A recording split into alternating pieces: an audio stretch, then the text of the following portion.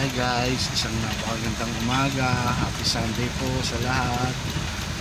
So Sunday ngayon, medyo tingnan natin yung ating sasakyan. Anong sinasabi niyo walang kalabaw sa Marikina? Ayan po guys, nakikita niyo yung kalabaw dito sa Marikina. Ayan guys, napaka makulimlim na panahon ngayong araw na to. Dito po tayo ngayon so may Tumana Bridge.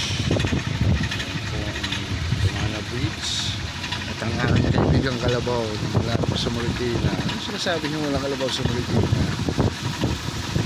Asan ba? Dapat nagbabike tayo ngayon busy no? Family day kasi kaya ang Kigos mamaya ako pa isasama.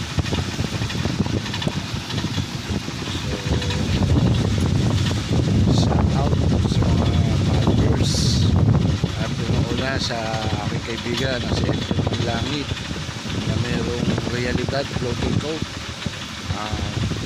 So kung gusto nyo pagawa ng t-shirt,